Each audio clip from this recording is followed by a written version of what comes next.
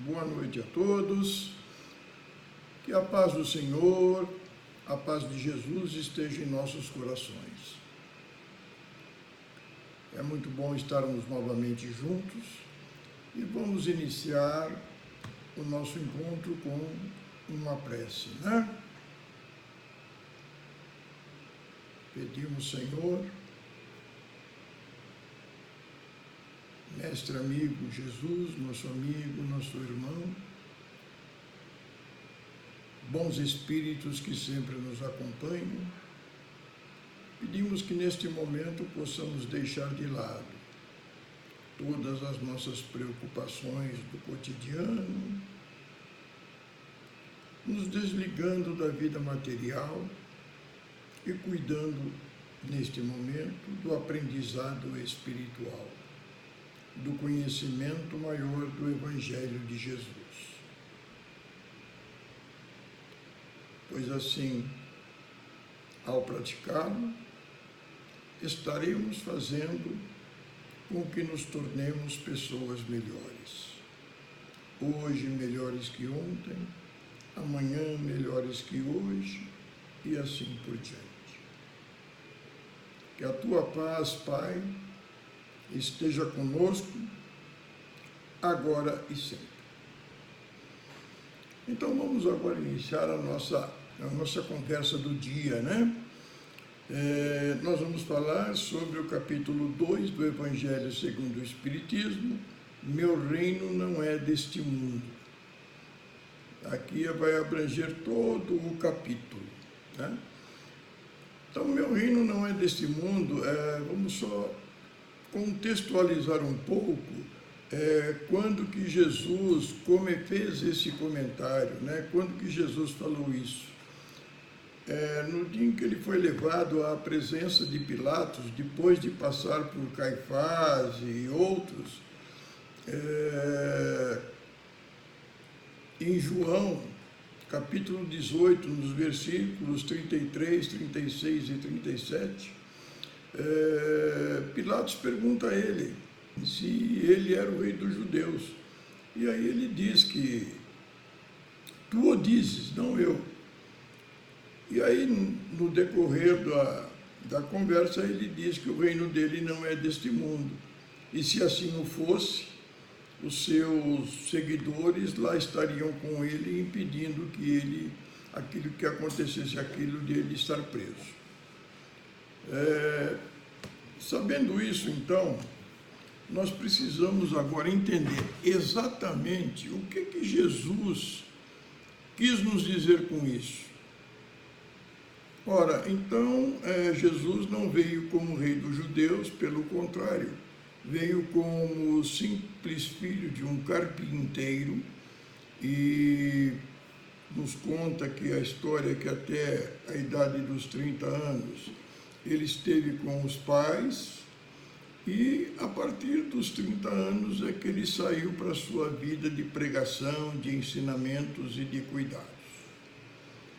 Ora, Jesus está nos ensinando neste capítulo, nesta palavra de João, nessa escrita de João, aquilo que talvez ou realmente seja aquilo com que nós mais precisamos nos preocupar e que muitas das vezes não damos a devida importância.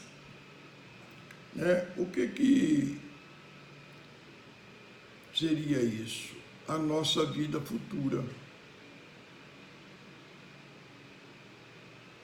Porque nós sabemos que a única razão de nós estarmos encarnados é que nós estamos aqui para nos melhorarmos, para modificarmos os nossos comportamentos morais,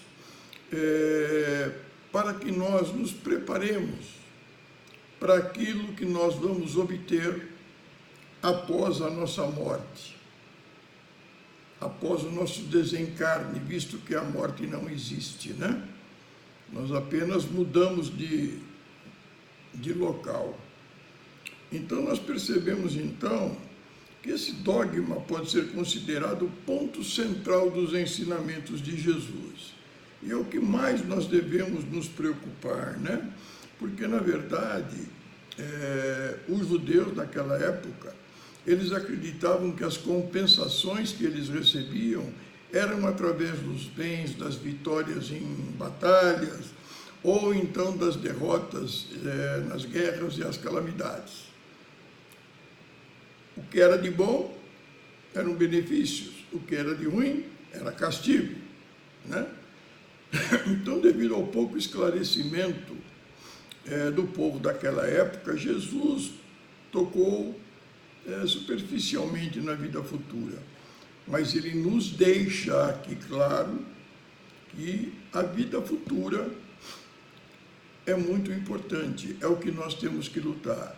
E a nossa doutrina, o Espiritismo, veio cumprir um papel muito importante, que é nos esclarecer, nos informar, nos ensinar esta parte.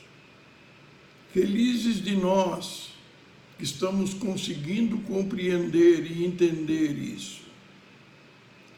Então, este ensinamento que Jesus nos dá da vida futura é muito importante. Inclusive, o Espiritismo vem nos mostrar, através de descrições racionais das condições de felicidade e infelicidade que ocorrem na pátria espiritual, através da comunicação entre nós encarnados e os desencarnados. Quantos ensinamentos através da psicografia, através da própria comunicação verbal, através de tudo aquilo que estão nos 5 livros que representam os livros do início do Espiritismo, as 5 obras de Kardec, que nos ensinam isso.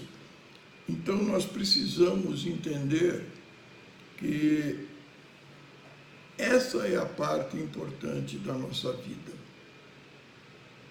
Esta é a parte mais importante da nossa presença na Terra, da nossa encarnação na Terra, né? Nós precisamos também pensar um pouco na realeza de Jesus, né? Porque nós temos a realeza, os reis que reinam em seus países, donos de terras, com muita autoridade às vezes, muita participação em épocas passadas, com todos eles muito déspotas, diversos deles tratando a sua população, seu povo, como animais, ou às vezes até piores que animais. Este reinado, ele se encerra no momento em que ele é deposto do poder, ou no momento em que ele vem a desencarnar. Mas existe um outro reinado, né? Aquele reinado que não morre, aquele reinado que não acaba, aquele reinado que é conquistado por uma pessoa através das suas atitudes, através do seu comportamento, através dos seus conhecimentos. Nós ouvimos falar quantas vezes o rei, Fulano é o rei dos poetas, Beltrano é o rei dos filósofos, e assim por diante. Só que essa denominação de rei, ela é imperecível, ela é duradoura, porque foi uma conquista. O desencarne desta pessoa não faz com que isso acabe. Então, é muito importante nós termos isso em mente. Então, Jesus, que veio para nos ensinar, para nos trazer as palavras do Senhor, ele é o nosso rei, Porque até hoje não houve ninguém que trouxesse tantos ensinamentos, que agisse com tanto carinho, com tanto amor. Jesus nos trouxe uma nova filosofia de vida. A importância da presença de Jesus na Terra, se não fosse por todas as outras razões, por tudo aquilo que nós sabemos e estudamos sobre a vida e os ensinamentos dele, basta vermos. Nós temos duas eras: antes de Cristo, depois de Cristo. Nós não temos nenhum ser que passou pela Terra que tenha deixado algo tão importante na mudança do mundo como Jesus. Por isso nós temos uma era antes de Jesus e uma era depois de Jesus, né? Então nós temos que analisar isso, porque aí nós vamos entender muito bem a importância da presença de Jesus entre os homens.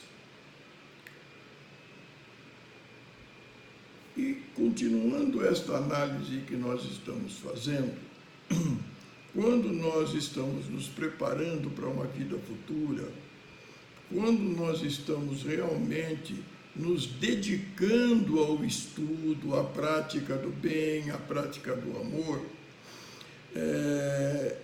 e aí nós conseguimos uma fé realmente verdadeira, baseada na razão, baseada no conhecimento, esta fé se torna inabalável. E o que acontece quando um espírito consegue esta fé?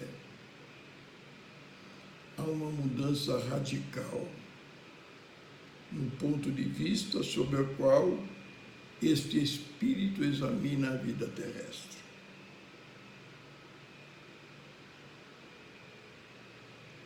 Por que isso?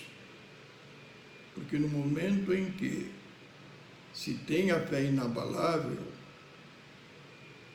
vejam, inabalável, nada nos abala, nada muda o nosso comportamento.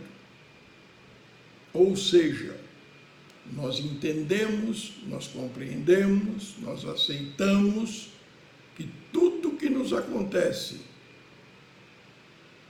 tem a finalidade exclusiva de nos dar algum ensinamento.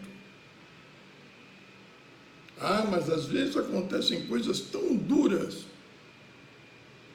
É porque nós precisamos. É porque o Pai está fazendo exatamente aquilo que você como pai, você como mãe, talvez não com tanta dureza hoje, mas você faz para o seu filho, para a sua filha. Porque todos nós que somos pais e mães, queremos que os nossos rebentos, né, que são sempre as nossas crianças, né, embora muitas vezes com mais de 40 anos e tanto, que essas nossas crianças tenham um comportamento dentro do princípio moral, dentro da ética, dentro daquilo que é certo. Muitas vezes, uma criança desavisada passa na sua classe, no clube, e traz alguma coisa de um amigo para casa. Qual é a atitude que nós tomamos?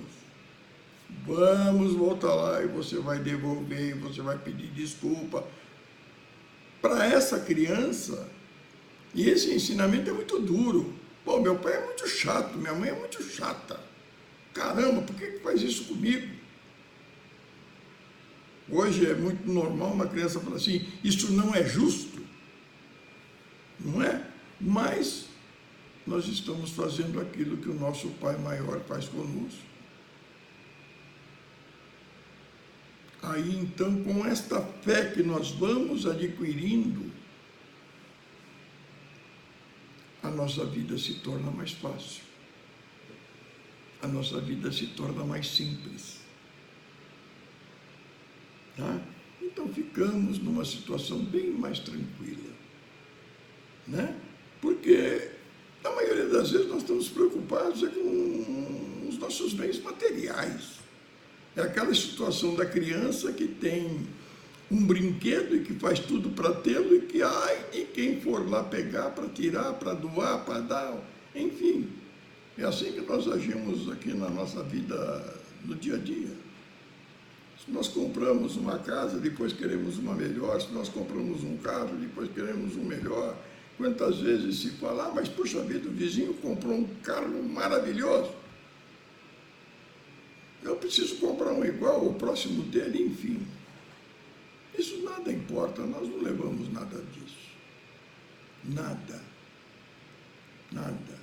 E isso para nós não representa absolutamente nada. Então nós percebemos que não existem classes sociais, que não existem diferenciais entre nós, espíritos. Todos nós estamos aqui, fomos criados simples e ignorantes. E cada um segue o seu caminho. Cada um segue o seu caminho. Então, isso quer dizer, aquilo que eu vou ter na minha vida futura é o que eu plantar hoje. O plantio é opcional, a colheita é obrigatória. O que eu plantar, eu cuido. Então, que plantemos muito amor, muita humildade, muita caridade, e principalmente, né, muito amor ao próximo, tá? E a gente entende quando a gente fala disso, lendo muitas vezes algumas histórias do Chico Xavier, né? Porque ele, uma vez perguntado, ele sobre a questão de que, numa época que ele fez várias entrevistas, tal, criticavam demais ele, publicavam tantas coisas contra ele e que falavam tantas coisas. E ele comentando disse que isso não o abalava, que ele não dava importância, que ele não ligava. Isto é fé. É disso que nós estamos falando.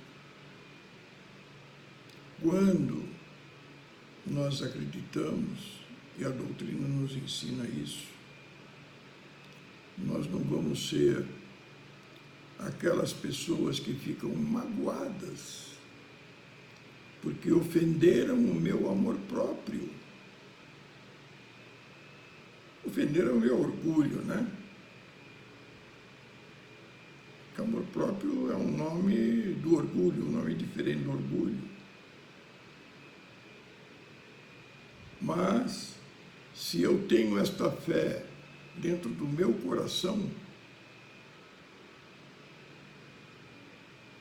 a minha atitude não deve ser essa de ficar magoado, não é essa de ficar com raiva ou ódio da pessoa porque fez algum mal para mim, mas sim, eu devo perdoar, eu devo compreender as fraquezas que essa pessoa tem e pedir ao Pai e aos bons amigos que o ajudem. Dificílimo. Da boca para fora é facinho. Mas a atitude é muito difícil. Toda a nossa mudança é muito difícil. Mas a gente consegue. A gente consegue. Devagarinho, um passo de cada vez. Nós não precisamos dar todos os passos de uma só vez. E, finalmente, nós vamos agora falar sobre a instrução dos espíritos, que é a última parte desse capítulo, cujo título é Uma Realeza Terrestre, que é uma comunicação de uma rainha de França, né? Feita em 1863 em Le Havre. Esta rainha diz que como foi uma rainha na terra, como recebia todas as honras aqui na terra, e que todos a enalteciam, e achava que tinha um sangue nobre diferente dos demais, desprezava aqueles que eram mais humildes, desprezava aqueles que não eram nobres, acreditando que ao chegar na pátria espiritual, seria recebida como rainha. E ela diz então na sua comunicação: que desilusão, que engano, como ela estava errada. Aqueles que ela julgava pequenos, aqueles a quem ela desprezava muitas vezes, estavam muito, mas muito acima dela, porque agiram com amor, porque agiram com humildade, praticaram a caridade, né? Então nós precisamos nos preocupar muito mais sempre em corrermos atrás da vida espiritual, das nossas mudanças, do que dos bens materiais. E para encerrar toda essa nossa conversa, vou contar uma historinha bem rapidinha. Talvez alguns de vocês já conheçam, né? Tinha um grande pregador que frequentava todos os centros espíritas e todos os lugares onde ele podia pregar o Evangelho, conhecedor profundo. Ele conseguia, com as palavras dele, emocionar as pessoas, tirar a lágrima dos olhos de quase todos os ouvintes, enfim. E tinha um lugar que ele ia lá, num centro bem retirado, pequeno, ele ia lá, toda vez que ele ia lá, tinha lá um senhor, sentava lá no fundo da plateia e ouvia. E foi esse o tempo, até que um dia ele chegou lá e o tal senhor não estava lá sentado. Aí ele perguntou o que tinha acontecido. Ele desencarnou e tal. Tá bom, vamos fazer uma prece por ele e tal. Passado vários anos, esse pregador também desencarnou, né? E talvez ele pensou ou pensasse em chegar lá sendo recebido como a rainha que nós falamos agora há pouco. Aí ele chegou todo, né? E viu que... Como é que se reconhecia a qualidade do espírito? Pela luminosidade dele. E ele viu que a luminosidade dele era de uma lamparinazinha. E aí ele viu aquele senhor que ficava ouvindo com uma luz enorme. Ele não achou que era correto, que era justo, e foi lá perguntar para o responsável. O responsável falou: ótimo, senhor, pregou, ensinou, falou, muito conhecedor. Só que o senhor falou, ele praticou. Então, o que vale é a nossa atitude e a nossa prática. Então, vamos ao nosso encerramento com uma prece. Uma prece que possamos dar de coração o amor, votos de paz a todos aqueles que hoje necessita. Amemos a toda a humanidade, tendo a certeza que toda ela faz parte da nossa família, da família universal, da família espiritual. Te pedimos, ó Pai, que neste encerramento de ano praticamente, possamos, em nossas casas, junto com nossas famílias e amigos, possamos comemorar o verdadeiro Natal, o nascimento de Jesus.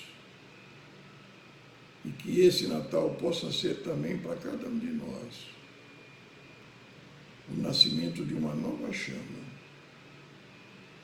em nossos corações. Uma chama que nunca se apagará. Que possamos trabalhar a nossa fé, ajudando, amando, acreditando, perdoando, respeitando tudo aquilo que Jesus nos demonstra. E te pedimos, ó Pai, que como sempre faz,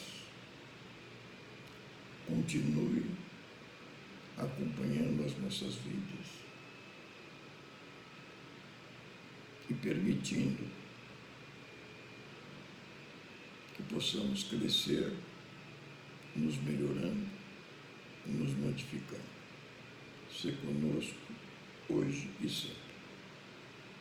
A todos, nossos votos de paz, um Feliz Natal e um 2022 maravilhoso, que afinal nós estamos precisando, né, gente? Um abraço a todos, um abraço fraterno e carinhoso. Fiquem com Deus.